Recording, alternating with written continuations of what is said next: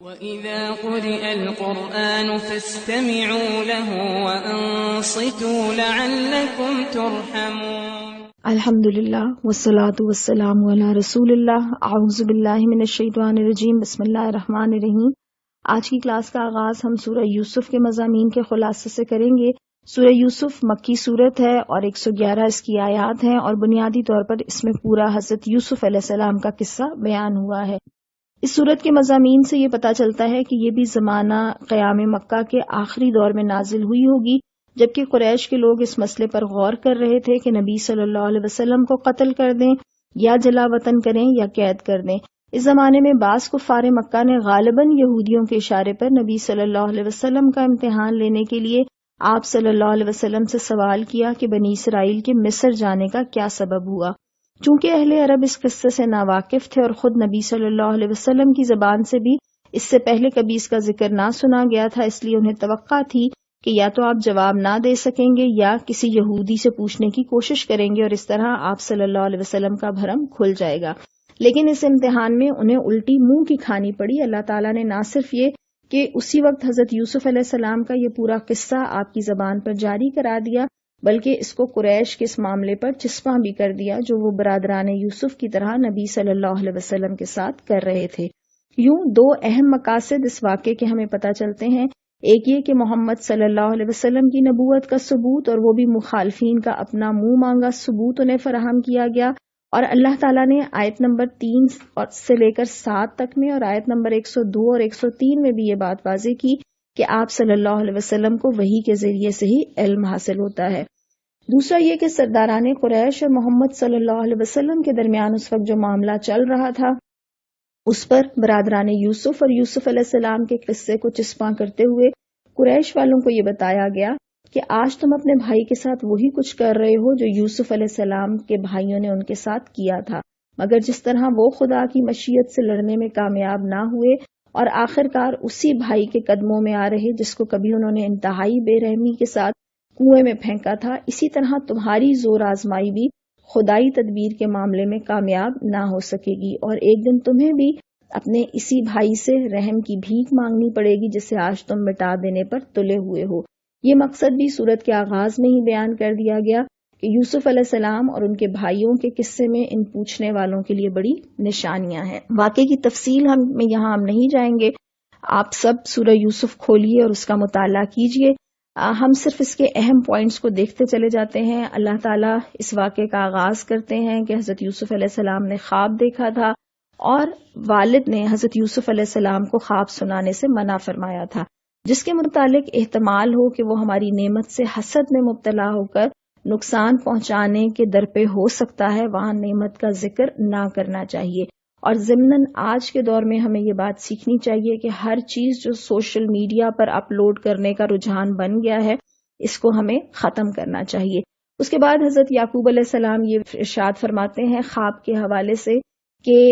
اللہ تجھے اپنے کام کے لیے منتخب کرے گا اور تجھے باتوں کی تہ تک پہنچنا سکھائے گا۔ باتوں کی تہ تک پہنچنا، انبیاء تو اللہ کی خصوصی رہنمائی میں کامل ہوتے ہیں، لیکن ہم بھی اللہ سے بصیرت مانگیں کہ ہماری نگاہ سطحی اور ظاہر بین نہ ہو، اور اس کو پانے کے لیے اللہ سے دعا بھی کریں، اور قرآن اور حدیث کا کثرت سے مطالعہ اور اس پر عمل انسان کی بصیرت کو بڑھاتا ہے۔ پھر آپ دیکھیے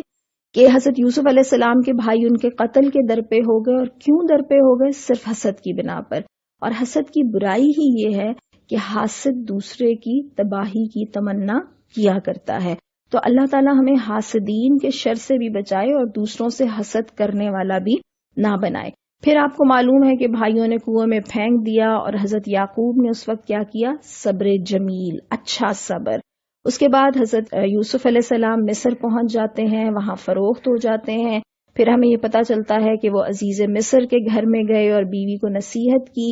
کہ بیوی جو ہے وہ اس کا خیال رکھے، لیکن وہی بیوی حضرت یوسف علیہ السلام کی محبت میں گرفتار ہو جاتی ہے اور انہیں گناہ کرنے پر اکساتی ہے۔ اچھا، یہاں پر آپ دیکھیں کہ قدیم زمانہ کا قصہ ہم پڑھ رہے ہیں، لیکن عورت اتنی بولڈ ہے کہ بہکانے میں پہل کر رہی ہے۔ اس کی وجہ یہ ہے کہ جتنا پرانا شیطان ہے اتنا ہی بے حیائی کا اس کا ہتھ کنڈا پرانا ہے، اور بے حیائی ایک ایسا وار ہے جس کے ذریعے سے وہ معاشرے کے اندر تمام جو حجاب ہے اور تمام جو لحاظ ہے اس کو ختم کر دیتا ہے۔ اس کے بعد ہم دیکھتے ہیں کہ حضرت یوسف علیہ السلام وہ جو بااثر عورت ہے وہ حضرت یوسف کو دھمکی دیتی ہے کہ وہ اس کی بات مانے ورنہ ان کو جیل میں جانا پڑے گا، اور نہ صرف وہ خود عورت بلکہ وہ جو مصر کے امراء کی بیگمات ہیں ان سب کے اندر حضرت یوسف علیہ السلام کا چرچا ہو جاتا ہے۔ اور حضرت یوسف علیہ السلام کو جو اس وقت فکر ہے وہ اپنی پاک دامنی کی فکر ہے۔ وہ کہتے ہیں کہ مجھے قید منظور ہے لیکن مجھے وہ منظور نہیں جس کی طرف مجھے یہ عورت دعوت دے رہی ہے۔ تو یہ کتنی بڑی بات ہے کہ اللہ تعالیٰ سے حضرت یوسف علیہ السلام اپنی پاک دامنی کی حفاظت کے لیے دعا کرتے ہیں۔ اور آج کے دور میں بھی جو فتنہ جس طرح سے پھیل رہا ہے اور بے حیائی جس طرح سے پھیل رہی ہے اس میں جوانوں کی پاک دامنی کی حفاظت ایک بہت بڑا ہدف ہے جو ہم ماؤں نے بھی سکھانا ہے اور ہم نے تعلیم کے ذریعے سے بھی اس چیز کو پھیلانا ہے۔ اس کے بعد آپ دیکھیے کہ مصر کی اخلاقی حالت کیا تھی کہ وہ امراء اپنی بیگمات کو تو کنٹرول نہیں کر سکے لیکن انہوں نے حضرت یوسف علیہ السلام کو جرم بے گناہی کی قید میں مبتلا کر دیا۔ پھر آپ وہاں دیکھتے ہیں کہ وہ 2 قیدیوں کی رفاقت نصیب ہوئی اور وہاں خوابوں کی تعبیر حضرت یوسف نے بتائی، لیکن وہاں جو ان کا مشن تھا کہ دعوت اور تبلیغ کا کام انہوں نے پہلے کیا۔ پھر اس کے بعد ہمیں پتہ چلتا ہے کہ وہ بادشاہ خواب دیکھتا ہے اور خواب کی تعبیر پوچھتا ہے اور پھر حضرت یوسف کو اپنے پاس بلواتا ہے، لیکن حضرت یوسف علیہ السلام اس وقت تک باہر جانے سے انکار کرتے ہیں جب تک کہ ان کے اوپر جو الزام لگایا گیا تھا اس کی وضاحت نہ ہو جائے۔ پھر وہ عورت اپنی غلطی کا اعتراف کرتی ہے اور حضرت یوسف علیہ السلام کی بے گناہی کا اقرار بھی کرتی ہے۔ اور حضرت یوسف علیہ السلام کا معاملہ یہاں پر کیا ہے کہ گناہ سے بچ جانے پر ناز کے بجائے وہ اللہ کی رحمت کا شکر ادا کرتے ہیں کہ بے شک نفس تو بدی کی طرف اکساتے ہیں۔ پیچھے جب حضرت یوسف علیہ السلام کے بھائی ان کے قتل کا ارادہ کرتے ہیں تو وہ یہ کہتے ہیں کہ قتل کے بعد پھر ہم نیک بن کر رہیں گے، یعنی ہر بدی سجھاتے وقت شیطان اور نفس انسانی یہی ہیلہ اختیار کرتا ہے کہ بس ایک دفعہ کر لو اس کے بعد پھر توبہ کر لیں گے۔ لیکن یہاں حضرت یوسف علیہ السلام کا معاملہ دیکھیے کہ وہ گناہ سے بچ جانے پر اللہ کا شکر ادا کرتے ہیں۔ پھر اس کے بعد حضرت یوسف علیہ السلام مصر کے تخت و تاج سنبھال لیتے ہیں، اور اس سے ہمیں یہ بات سمجھ آتی ہے کہ اسلام حکمرانی کے لیے آیا ہے۔ نبی کریم صلی اللہ علیہ وسلم نے ریاست مدینہ کی بنیاد رکھی اور یہاں مصر کی بادشاہت کی بات ہم کر رہے ہیں۔ یہ اقتدار کس لیے ہیں؟ ان کے اپنے لیے نہیں ہے، یہ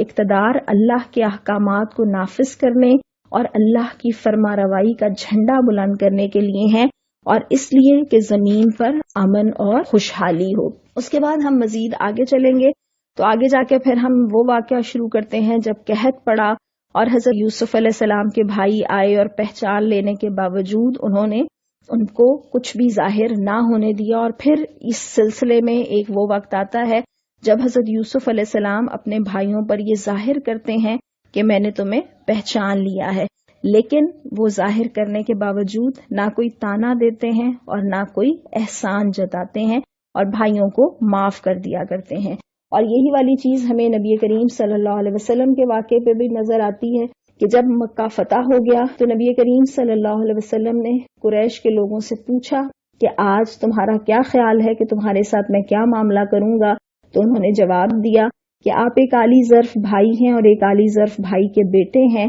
تو نبی کریم صلی اللہ علیہ وسلم نے ارشاد فرمایا میں تمہیں وہی جواب دیتا ہوں جو یوسف نے اپنے بھائیوں کو دیا تھا کہ آج تم پر کوئی گرفت نہیں، جاؤ میں نے تمہیں معاف کیا۔ اس کے بعد حضرت یوسف علیہ السلام کے والدین اور بھائیوں کی مصر آمد کا تذکرہ ہے، اور اس موقع پر حضرت یوسف علیہ السلام اللہ تعالیٰ کا شکر ادا کرتے ہوئے دعا کرتے ہیں کہ اسی نے انہیں بادشاہت سے نوازا، خوابوں کی تعبیر کا علم عطا کیا، اور اللہ ہی دنیا اور آخرت میں ان کا ولی اور سرپرست ہے، اور مجھے بندگی کی حالت میں موت دینا اور نیک لوگوں کے ساتھ شامل کرنا۔ دیکھیں کہیں بھی کریڈٹ خود کو نہیں دیا بلکہ ہر جگہ شکر اللہ تعالیٰ کا ہی ادا کیا۔ آیت نمبر 102 سے لے کر آیت نمبر 111 میں تمام لوگوں سے یہ مطالبہ کیا گیا ہے کہ وہ حضرت یوسف علیہ السلام کے قصے سے عبرت حاصل کریں، اور قریش کو ایک طرح سے تنبیہ بھی کی گئی کہ مشرکین مکہ وہی سلوک کر رہے ہیں جو برادران یوسف نے نبی کریم صلی اللہ علیہ وسلم کے ساتھ کیا تھا۔ کچھ اور واقعات اسباق جو ہم اس صورت سے نکالتے ہیں ان کو بھی ہم دیکھ لیتے ہیں۔ ایک تو یہ کہ حضرت ابراہیم علیہ السلام، حضرت اسحاق علیہ السلام اور حضرت یعقوب اور حضرت یوسف علیہ السلام کا دین وہی تھا جو محمد صلی اللہ علیہ وسلم کا ہے، اور وہ اسی چیز کی طرف دعوت دیتے تھے جس کی طرف نبی کریم صلی اللہ علیہ وسلم نے دعوت دی۔ پھر قرآن نے کچھ کردار ہمارے سامنے لا کر کھڑے کر دیے، حضرت یعقوب اور حضرت یوسف علیہ السلام کا کردار، اور دوسری طرف برادران یوسف کا، عزیز مصر کا، اس کی بیوی کا، بیگمات مصر کا، حکام مصر کا۔ اور پھر قرآن اصل میں ہمارے سامنے یہ سوال رکھ دیتا ہے کہ یہ دو نمونے کے کردار ہیں، ایک وہ جو اسلام یعنی خدا کی بندگی اور حساب آخرت کے یقین سے پیدا ہوتے ہیں، اور دوسرے کردار وہ ہیں جو کفر و جاہلیت اور دنیا پرستی کے سانچوں میں ڈھل کر تیار ہوتے ہیں۔ اب تم خود دیکھو کہ کون سا نمونہ بہتر ہے۔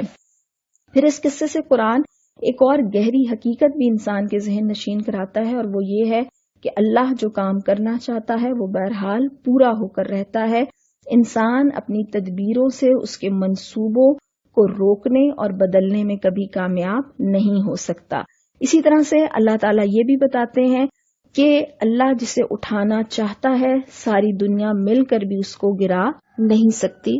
اب ہم سورۃ الرعد کے مضامین کا خلاصہ دیکھیں گے۔ رعد بادلوں میں بجلی کی گرج کو کہا جاتا ہے۔ اس سورت کی 43 آیات ہیں اور یہ بھی مکی دور کے آخری حصے میں نازل ہوئی ہے۔ اس کی آیات کو دیکھنا شروع کریں تو آیت نمبر 1 سے لے کر 18 تک میں اللہ تعالیٰ ارشاد فرماتے ہیں کہ رسول صلی اللہ علیہ وسلم پر نازل کی جانے والی وحی برحق ہے، اور آفاقی دلائل سے توحید کو ثابت کیا گیا اور بتایا گیا کہ اللہ تعالیٰ مدبر ہے جو تمام کاموں کی تدبیر کرتا ہے، اور وہی آخرت کو برپا کرنے کا اختیار رکھتا ہے۔ منکرین قیامت سے یہ مطالبہ کیا گیا کہ وہ ان دلائل کی روشنی میں اپنے رب سے ملاقات کے عقیدے پر ایمان لے کر آئیں۔ پھر لوگوں کو اللہ تعالیٰ نے غور و فکر اور عقل سے کام لینے کا مشورہ دیا۔ منکرین آخرت کا جو استدلال تھا کہ جب ہم مٹی ہو جائیں گے تو پھر نئے سرے سے کیسے پیدا کیے جائیں گے، انہیں بتایا گیا کہ انہوں نے اپنے پالنے والے رب کی طاقت کا انکار کیا ہے، کیونکہ ان کی گردنوں میں اپنے آبا کی تقلید کے پھندے پڑے ہوئے ہیں۔ پھر اللہ تعالیٰ یہ بات ارشاد فرماتے ہیں کہ رسول صلی اللہ علیہ وسلم کا کام معجزات دکھانا نہیں ہے، بلکہ وہ ایک منذر اور ہادی ہیں، یعنی خبردار کرنے والے اور ہدایت دینے والے۔ پھر اللہ تعالیٰ کے علم کے دلائل پیش کیے گئے کہ اللہ تعالیٰ ہر مادہ کے رحم کی کمی بیشی کا علم رکھتا ہے، اس کے ہاں ہر چیز نپی تلی ہے، وہ عالم غیب ہے، اللہ کو زور سے پکارنا اور آہستہ پکارنا برابر ہے، وہ ہر صورت جان لیتا ہے، اور رات کے اندھیرے میں چھپنے والا اور دن کی روشنی میں چلنے والا اللہ کے علم میں ہوتا ہے۔ اگلی آیات میں اللہ تعالیٰ فرماتے ہیں کہ جو قوم اپنے حالات درست کرنا نہیں چاہتی تو اللہ بھی ان کے حالات نہیں بدلتا ہے، اور پھر یہ فرمایا کہ صرف اللہ ہی کو پکارنا برحق ہے، اور اللہ تعالیٰ نے یہ فرمایا کہ خالق اور مخلوق برابر نہیں ہو سکتے، اور مشرکین سے یہ سوال کیا کہ ان کے جو خدا ہیں انہوں نے اللہ کی طرح کوئی شے تخلیق کی ہے یا پھر انہیں شک ہو گیا ہے۔ پھر اللہ تعالیٰ توحید اور شرک کی وضاحت کے لیے ایک خوبصورت تمثیل پیش کرتے ہیں کہ شرک کا جھاگ اڑ جاتا ہے اور لوگوں کے لیے فائدہ مند عقیدہ توحید دل کی زمین میں اپنی جڑیں مضبوط کر لیتا ہے۔ حق کو قبول کرنے والوں کے لیے جنت اور باطل کا راستہ اختیار کرنے والوں کے لیے جہنم کی خبر دی گئی۔ اس کے بعد آیات جو شروع ہوتی ہیں آیت نمبر 19 سے لے کر 29، اس میں اللہ تعالیٰ فرماتے ہیں کہ مومنین اہل حق، اہل توحید اور عقل مند لوگ ہوتے ہیں، صاحب علم اور صاحب بصیرت ہوتے ہیں۔ اس کے خلاف کیا ہے کہ کافرین اہل باطل ہیں، اہل شرک ہیں اور بے وقوف ہیں، اور علم سے بے بہرہ اور اندھے ہیں۔ مومنین کی 10 صفات بتائی گئیں کہ اللہ کے عہد کو پورا کرتے ہیں، عہد شکنی اور معاہدوں کو نہیں توڑتے ہیں، صلہ رحمی کرتے ہیں، اللہ سے ڈرتے ہیں، آخرت کے برے حساب سے خوف کھاتے ہیں، صابر ہوتے ہیں، اللہ کی خوشنودی کے طلبگار ہوتے ہیں، نماز قائم کرتے ہیں، فیاض ہوتے ہیں، اللہ کی راہ میں چھپا کر اور علانیہ خرچ کرتے ہیں، اور برائی کو بھلائی سے دفع کرتے ہیں۔ کافروں کی اللہ تعالیٰ نے صفات بتاتے ہوئے تذکرہ کیا کہ یہ میثاق کے بعد اللہ کے عہد کو توڑ دیتے ہیں، قطع رحمی کرتے ہیں، زمین پر فساد برپا کرتے ہیں، دنیا کی زندگی میں مگن رہتے ہیں، جبکہ آخرت کے مقابلے میں دنیا کی زندگی متاع قلیل ہے، معجزات کا مطالبہ کرتے ہیں، اللہ کی طرف رجوع نہیں کرتے، اس لیے ہدایت سے محروم رہتے ہیں، اللہ کو یاد نہیں کرتے۔ اور پھر اہل ایمان کی مزید 2 صفات اللہ تعالیٰ ارشاد فرماتے ہیں کہ اللہ کو یاد کرتے ہیں اور سکون قلب پاتے ہیں۔ الا بذکر اللہ تطمئن القلوب، کہ اللہ کے ذکر سے دلوں کو سکون نصیب ہوتا ہے، اور نیک عمل کرتے ہیں اور ان کا انجام اچھا ہوگا۔ اس وقت سب سے زیادہ دنیا میں لوگوں کو جس چیز کی تلاش ہے وہ سکون ہے، اور سکون بہرحال اللہ سے جڑنے اور اللہ کے ذکر میں ہی ہے۔ پھر جو آخری حصہ ہے جس میں آیات 30 سے لے کے 43 تک ہیں، اس میں نبی کریم صلی اللہ علیہ وسلم کو تسلی دی گئی کہ پچھلے رسولوں پر بھی آپ کی طرح وحی کی گئی ہے اور پچھلی قوموں نے بھی انکار کیا، لیکن آپ صلی اللہ علیہ وسلم توحید، توکل اور اسی کی طرف لوٹنے کا اعلان کیجئے۔ پھر مشرک کافروں کی ضد اور ہٹ درمی کا نقشہ کھینچا گیا کہ اگر ایسا قرآن بھی نازل کیا جاتا جس سے پہاڑ چلنے لگتے یا زمین پاش پاش ہو جاتی یا جس کی وجہ سے مردے بولنے لگتے، تب بھی یہ ایمان نہ لاتے۔ اہل ایمان کے متعلق بتایا گیا کہ یہ کامیاب ہوں گے اور اہل کفر کے لیے آگ ہے۔ اہل ایمان نزول قرآن پر خوش ہوتے ہیں اور اہل کفر انکار کرتے ہیں۔ نبی صلی اللہ علیہ وسلم کو توحید پر قائم رہنے اور توحید کی تبلیغ کی ہدایت کی گئی اور کافروں کی خواہشات کی پیروی نہ کرنے کا حکم دیا گیا۔ منصب رسالت کی وضاحت کی گئی کہ تمام رسول انسان ہوتے ہیں اور بیوی بچوں والے ہوتے ہیں، اور معجزات کے مطالبے پر وضاحت کی گئی کہ معجزہ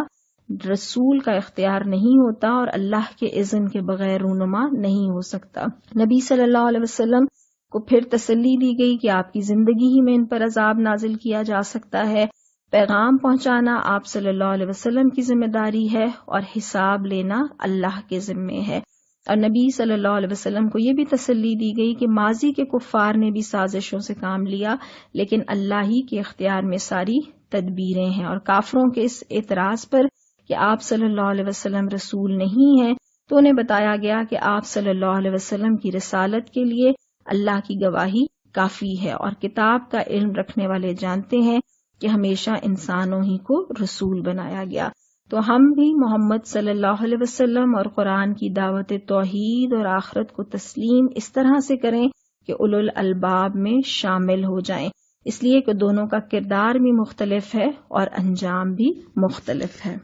اب ہم سورہ ابراہیم کا مطالعہ کریں گے۔ سورہ ابراہیم کی 52 آیات ہیں اور یہ بھی مکہ کے آخری دور میں نازل ہونے والی سورت ہے۔ اس کی ابتدائی 4 آیات میں اللہ تعالیٰ ارشاد فرماتے ہیں کہ قرآنی آیات کے نزول کا مقصد لوگوں کو اندھیروں سے نکال کر اسلام اور توحید کے اجالوں میں لے کر آنا ہے، یعنی شیطانی راستوں سے نکال کر خدا کے راستے پر لانا ہے۔ اور عام زندگی میں بھی کتنا اچھا لگتا ہے جب رات کی تاریکی کے بعد صبح کا اجالا ہوتا ہے۔ پھر اللہ تعالیٰ ارشاد فرماتے ہیں کہ آخرت پر دنیا کو ترجیح دینے والوں کے لیے عذاب ہوگا، اور تمام رسولوں پر ان کی اپنی ہی زبان میں وحی نازل کی گئی تاکہ وہ اپنی بات کھول کر اپنی قوم کو سمجھا سکیں۔ پھر آیت نمبر 5 سے لے کر 8 تک میں اللہ تعالیٰ ارشاد فرماتے ہیں کہ حضرت موسیٰ کو بھی یہی ہدایت دی گئی تھی کہ اپنی قوم بنی اسرائیل کو اندھیروں سے اجالے میں لے کر آئیں اور انہیں وذکرہم بایام اللہ کے تاریخ الہی کے واقعات سنا کر نصیحت کریں۔ اللہ تعالیٰ نے فرمایا کہ انہوں نے اللہ کی تمام نعمتوں اور احسانات کو یاد رکھنے کی اپنی قوم کو ہدایت کی، اور بالخصوص فرعون کے ظلم و ستم سے نجات کا احسان۔ اور بنی اسرائیل کو بھی ایک اہم قاعدہ، اصولی قاعدہ بتایا گیا، اور وہ ہمارے لیے بھی ہے کہ لوگ اگر شکر کا رویہ اختیار کریں گے تو انہیں مزید عطا کیا جائے گا، اور اگر ناشکری کا رویہ اختیار کریں گے تو اللہ کا عذاب بہت سخت ہے۔ اس کا مطلب یہ ہے کہ ہمیں شکر کی عادت بنانی چاہیے۔ اللہ کے احسانات اور نعمتیں گنی نہیں جا سکتی، لیکن بالعموم ہم ناشکری کا رویہ زیادہ اختیار کرتے ہیں۔ نبی کریم صلی اللہ علیہ وسلم نے ارشاد فرمایا، جو تھوڑے پر شکر ادا نہیں کرتا وہ زیادہ پر بھی شکر ادا نہیں کرتا۔ آگے چلیے آیت نمبر 9 سے لے کے 17 تک میں اللہ تعالیٰ قوم نوح، عاد اور سمود اور ان کے بعد کی قوموں کے متعلق بتاتے ہیں کہ انہوں نے بھی پیغام رسالت کا انکار کیا، پیغمبروں کو اپنے جیسے انسان قرار دیا، اور ان پیغمبروں نے اذیتوں اور تکلیفوں کے باوجود ثابت قدمی اور توکل کا مظاہرہ کیا۔ کافر جو ہیں وہ اپنے رسولوں کو دھمکی دیا کرتے تھے کہ تم لوگ ہمارے پرانے مذہب پر لوٹ آؤ ورنہ ہم جلا وطن کر دیں گے، اور اللہ نے رسولوں کو تسلی دی کہ ہم ظالموں کو ہلاک کر دیں گے اور پھر زمین پر دوسرے جانشین پیدا کریں گے۔ اور پھر اللہ تعالیٰ فرماتے ہیں کہ ایسے کافروں کے لیے دنیا کا عذاب بھی تھا اور یہ آگے جا کر بھی جہنم کا عذاب بھگتیں گے جہاں انہیں پینے کے لیے پیپ لہو دیا جائے گا۔ نستغفر اللہ۔ آیت نمبر 18 سے لے کر 23 تک میں اللہ تعالیٰ شکر نہ کرنے والے کافر لیڈروں اور ان کے کمزور پیروکاروں یا فالوورز کو خبردار کرتے ہیں کہ ہر ایک کو اپنی فکر کرنی چاہیے۔ مغرور آقاؤں یا لیڈرز کے لیے الذین استکبروا کے الفاظ اور کمزور طبقات سے تعلق رکھنے والے ان کے پیروکار یا عوام یا فالوورز کے لیے ضعفاء کی اصطلاح استعمال کی گئی۔ اللہ بتاتے ہیں کہ ابلیس بھی ایک ایسا ہی لیڈر ہے جو انسانوں کو بہکاتا ہے لیکن روز قیامت آنکھیں پھیر لے گا، اور یہ بھی فرمایا کہ کافروں کے اعمال ایک ایسی راکھ ہے جو تیز آندھی سے اڑ جائے گی۔ کافروں کو دھمکی دی گئی کہ اللہ تعالیٰ انہیں مٹا کر کسی دوسری قوم کو بسانے کا اختیار رکھتا ہے، اور اللہ تعالیٰ لیڈر اور پیروکاروں دونوں کو بتاتے ہیں کہ دونوں اپنے عمل کی بنیاد پر سزا یا عذاب سے دوچار ہوں گے۔ اللہ تعالیٰ نے یہاں پر وہ جو ان کی قیادت یا لیڈرشپ ہے اور عوام کے درمیان روز قیامت پیش آنے والے مکالمے کو بھی نقل کیا کہ اس دن عوام یہ کہیں گے کہ کیا تم ہمیں اللہ کے عذاب سے بچانے کے لیے کچھ کر سکتے ہو، لیکن وہ اس دن ایسے بے بس ہوں گے کہ اپنے پیروکاروں کو عذاب سے نجات دلانا تو دور کی بات خود عذاب سے دوچار ہوں گے۔ اور یہی معاملہ ابلیس اور اس کے پیروکاروں کے درمیان ہوگا، اور ابلیس اپنے پیروکاروں سے کہے گا کہ مجھے ملامت مت کرو بلکہ خود اپنے آپ کو ملامت کرو، تم لوگوں نے کیوں میری پیروی کی۔ ایسے ظالم لوگوں کے لیے دردناک عذاب ہوگا، اور ایمان لانے والے اور نیک عمل کرنے والے سلامتی کے ساتھ جنت میں داخل ہوں گے۔ پھر آیت نمبر 24 سے 27 تک میں اللہ تعالیٰ نے بہت ہی خوبصورت انداز میں کلمہ طیبہ اور کلمہ خبیثہ کی مثال دی کہ کلمہ طیبہ اچھے قسم کے درخت کی مانند ہے جو مضبوط جڑوں پر قائم ہے، جس کی شاخیں فضا میں پھیلی ہوئی ہیں اور وہ سایہ دار بھی ہے اور پھلدار بھی ہے۔ اس کا مطلب یہ ہے کہ جو لوگ یا جو قوم اپنی زندگی کلمہ طیبہ کے مطابق استوار کر لیتی ہے اور جو قانون اللہ نے بنایا ہے اسے قبول کر لیتی ہے اور اللہ کے نبی صلی اللہ علیہ وسلم کے بتائے ہوئے طریقے کے مطابق چلتی ہے، تو ایسی قوم پھلے پھولے گی بھی، ایسے اشخاص ترقی بھی کریں گے اور وہ سارا معاشرہ بھی پھلے پھولے گا اور اس کے پھل میٹھے ہوں گے۔ اس کے برخلاف کلمہ خبیثہ ایک ایسا درخت ہے جس کی جڑیں دل کی زمین میں گہری نہیں ہوتی، اس کا تعلق اللہ سے بھی کمزور ہوتا ہے، یہ برگ و بار بھی نہیں لاتا اور انسانیت کے لیے بھی نفع بخش نہیں ہے۔ کلمہ طیبہ ہمیشہ سے ایک ہی ہے، البتہ کلمہ خبیثہ مختلف شکلوں میں دنیا میں موجود رہا ہے۔ اہل ایمان کلمہ طیبہ کے قول ثابت پر پورے شرح دل سے ثابت قدم رہتے ہیں اور دنیا کی کوئی قوت ان کو یہاں سے ہٹا نہیں سکتی۔ نہ صرف دنیا بلکہ آخرت اور قبر میں بھی اہل ایمان توحید پر استقامت کا مظاہرہ کرتے ہیں۔ آیت نمبر 28 سے لے کر 34 تک میں اللہ تعالیٰ کی نعمتوں کا شکر ادا کرنے کا مطالبہ کیا گیا ہے، اور اللہ تعالیٰ فرماتے ہیں کہ دنیا کے ناشکرے اور کافر آقا کفران نعمت کے ذریعے سے اپنی قوم کے لیے دوزخ کے عذاب کا سبب بن جاتے ہیں۔ شکر گزاروں سے مطالبہ کیا گیا کہ وہ نماز اور انفاق کے ذریعے اللہ کی نعمتوں کا شکر ادا کریں۔ پھر اس کے بعد زمین اور آسمان کی تخلیق، بارش کے ذریعے رزق کا انتظام، دریاؤں اور سمندروں کی تسخیر اور رات اور دن کی گردش کا تذکرہ کر کے یہ حقیقت واضح کی گئی کہ اللہ تعالیٰ نے انسان کی ضروریات کے مطابق ہر چیز کا انتظام کر رکھا ہے۔ اللہ کی نعمتوں کو شمار نہیں کیا جا سکتا، لیکن انسان بہت بڑا ظالم اور بڑا ناشکرا واقع ہوا ہے۔ آیت نمبر 35 سے 41 تک میں تاریخ ابراہیم علیہ السلام سے شکر اور توحید پر استدلال ہے کہ حضرت ابراہیم کو جب مکہ میں اللہ نے آباد کیا تو یہ بے آب و گیا وادی تھی جس میں حضرت ہاجرہ اور حضرت اسماعیل کو ٹھہرایا اور اگلی نسلوں کے لیے دعائیں کی کہ انہیں بتوں کی پرستش سے محفوظ رکھنا، وہ نماز قائم کرنے والے بنے اور لوگوں کے امام بن کر ان کی توجہ کا مرکز بن جائیں اور انہیں رزق عطا کیا جائے کہ یہ تیرا شکر ادا کرے۔ خود حضرت ابراہیم علیہ السلام بھی انتہائی شکر گزار بندے تھے اور وہ اپنی اور اپنی اولاد کی نماز کے بارے میں بھی فکر مند تھے اور مغفرت کی بھی دعائیں کیا کرتے تھے۔ آیت نمبر 42 سے لے کے 52 تک میں اللہ تعالیٰ یہ بات ارشاد فرماتے ہیں کہ قرآن ایک واضح اعلان ہے، اس کا مقصد انسانیت کو خبردار کرنا ہے، اور نبی کریم صلی اللہ علیہ وسلم کو ہدایت کی گئی کہ لوگوں کو قیامت کے دن کی آفت سے خبردار کریں۔ روز قیامت کا نقشہ کھینچا گیا، بہت ہی ڈرانے والا نقشہ ہے۔ کافروں اور ظالموں کی ندامت اور شرمساری والے جملے نقل کیے گئے اور بتایا گیا کہ وہ ان زنجیروں میں جکڑے ہوئے ہوں گے، ان کے لباس تارکول کے ہوں گے، ان کے چہروں کو آگ ڈھانپ لے گی۔ تاریخ گواہی دیتی ہے کہ کافروں نے بہت سی چالیں چلیں، زبردست چالیں چلیں، اور رسولوں نے ثابت قدمی کا مظاہرہ کیا، اور اللہ نے رسولوں سے کیے گئے تمام وعدوں کو پورا کیا، اور اللہ تعالیٰ زبردست اور غالب ہے، اور وہ ظالموں سے اور کافروں سے انتقام لینے پر قادر ہے۔ سورت کا آغاز اور اختتام قرآن کے تعارف اور اس کے مقصد نزول پر ہوا۔ بنی اسرائیل ناشکرے تھے، مضمون ہمیں یہ ملتا ہے، سبق یہ ملتا ہے، جبکہ ابراہیم علیہ السلام شکر گزار تھے۔ جذبہ شکر کے نتیجے میں ہی انسان توحید کا راستہ اختیار کر دیتا ہے۔ اللہ تعالی ہم سب کو نعمتوں کو سمجھنے والا اور ان کا شکر ادا کرنے والا بنا دے۔ وآخر دعوانا ان الحمدللہ۔